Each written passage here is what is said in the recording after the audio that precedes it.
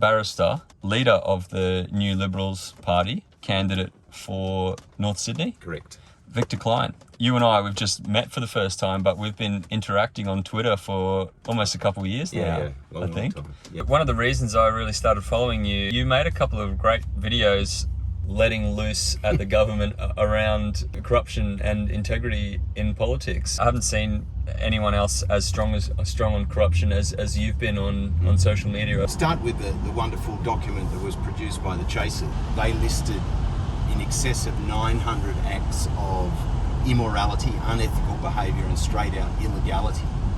The government will proprietise water, our most precious resource, put that on the open market and drive farmers out of business, and then Barnaby Joyce will buy water on behalf of the government from Angus Taylor's company and pay him twice the market price, and Angus Taylor sends the money offshore so he doesn't pay any tax on it. And if you did that in government before Murdoch got a complete control of the media would have just been so far down your neck that you'd all be resigning and the government would fall and that sort of thing. They can do that and laugh all the way to the bank. We're proposing a retrospective ICAC with teeth. I think we may have invented the words with teeth. Everybody now jumps on and they've all got a model with teeth, but none of them actually have teeth. By teeth we meant with consequences, with penal consequences. The various models that are out there, Helen Hayes, the Independent, has one, the Greens have one, the Labor Party has one, and the government even has one, although the government one is so farcical it actually protects politicians from prosecution. Those models, some are better than others. I think Haynes is better than Greens, which is better than Labor. But they're all just talking shops. They're all just what might be termed ongoing royal commissions. Some ex-judge will, head this up, wave his finger at Angus Taylor and Barnaby Joyce, and they'll just keep doing what they're doing, and the file will get thrown behind a filing cabinet. Not only will that not do anything to give people any confidence in the power of democracy, it will further diminish their belief that anything can be done through the democratic process. So we're saying the only way to do this is to visit consequences on people. And I want to talk about integrity in the context of climate change, because integrity in politics has an impact on Australia's ability to take real action on the climate crisis. Yeah. We know that the government is strongly influenced by the fossil fuel industry in this country. We know that one of Australia's largest oil and gas companies, Santos, actually had its branding on Australia's pavilion at Glasgow Climate Talks COP26, which is just mind-blowing. This influence of the fossil fuel industry is really stopping us from taking action on climate crisis and leading us down a very dangerous path. So I want to hear your thoughts on the importance of integrity in politics in relation to an issue as important as climate change.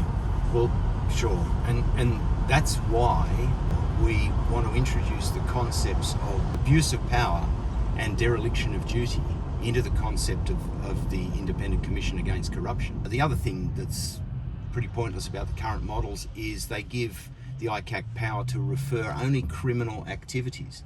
Now, criminal activities can be referred by you and I to the federal police now.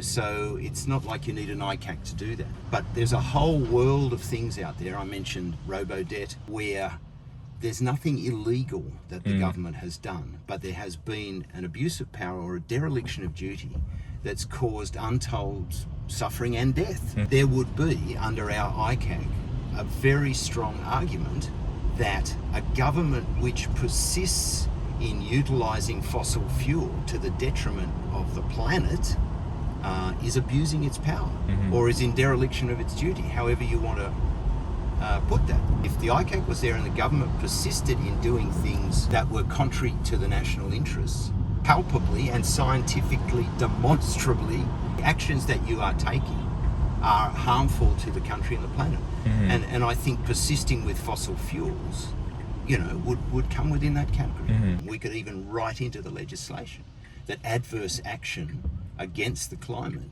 would be considered an abuse of power.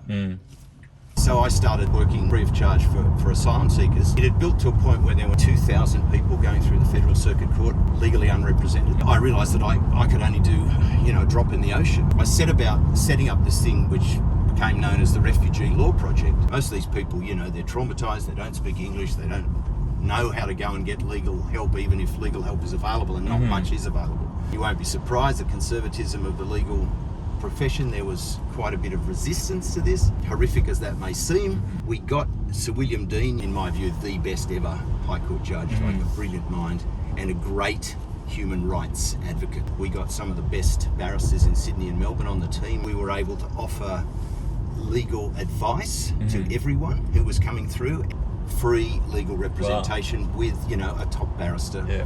But the problem was that whilst we won a lot of cases, we operate under a sort of crazy 17th century English model. It used to be very hard for me to explain this to people, but now that the Djokovic case has come through and people saw Djokovic win his case in court and be overruled by the minister, fundamentally that's what was happening to all our clients. Wow. Because no other country in the world would tolerate a situation where a court could make a finding and an executive officer could come in and overrule it. There's not a separation. No, that's right. Is our system different to, say, the US system, is it? Everybody's abandoned this 100 years ago, 200 Wow. years ago. I had no 50 idea. Trying to explain it with asylum seekers was so hard, but when they saw Djokovic, everybody got it. And nobody really thought too much about how antiquated our system was. But of course, Peter Dutton immediately realised that he could circumvent the court system. I mean, he's the man who said Parliament is an impediment to good government. No doubt he thinks the judiciary is an impediment to good government too. So we'd win all these cases, he'd just overrule them. You know, he's now stacked all the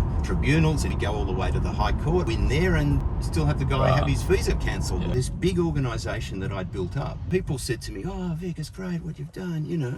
And I just couldn't take any pride in it. Got all these wonderful barristers, we've got all these really keen kids, you know, from law school, winning case after case. Meant nothing. The people are still languishing 5, 10, 15 years in detention, getting sent back to their death. I realised that the only solution was a political solution. One of the terrible things about neoclassical economics is it has as an inherent element of it an us and them situation. Because they look at everything as a cost. If we have to bring in green energy, well, you know, that's going to be a cost and someone's going to have to suffer, someone's going to have to lose out so that we can have the green energy. That would be the coal companies and the miners, and so, you know, we can't do it.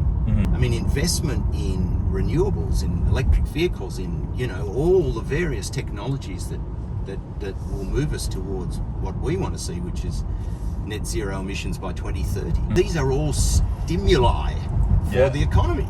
They're not a cost.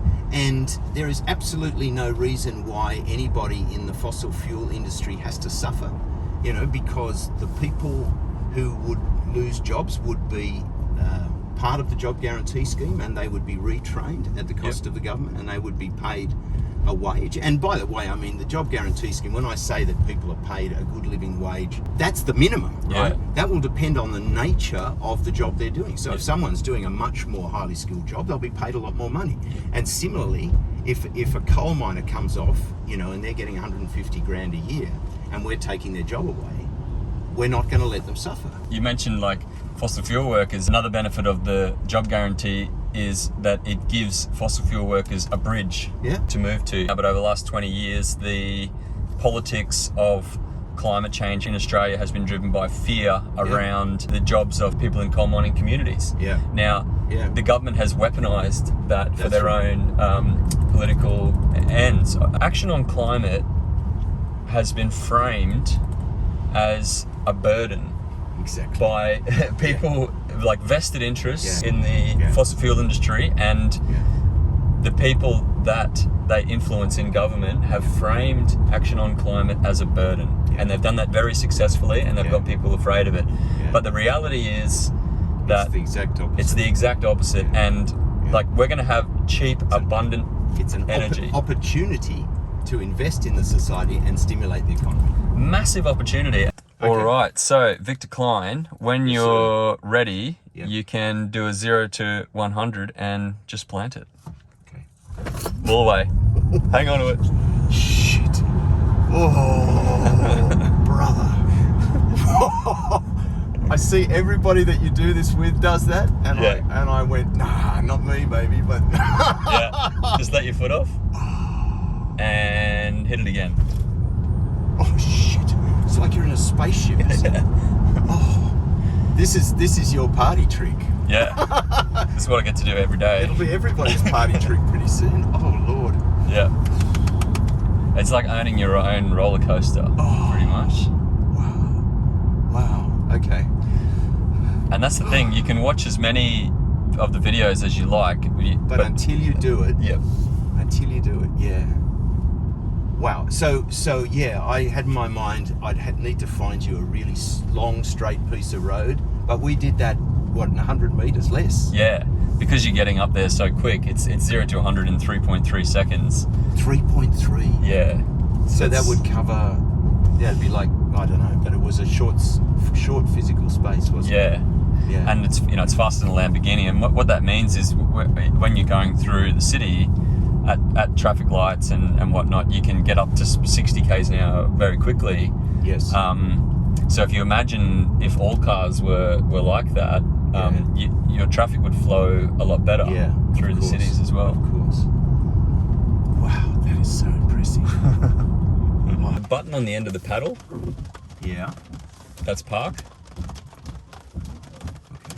That's it. We're done. Yeah. Now, Victor. Thank you so much. Yeah. I just wanted to say, thanks very much for coming for a drive in this electric vehicle today. I've really enjoyed the conversation. Oh, me too. It's been fantastic. Absolutely fantastic. And I've been looking forward to this one for quite a while, and I've been really keen to meet you. So Yeah, same here. Same here. So and I also want to wish you all the best for the campaign over the next few months. Thank you so much. Great. Great fun.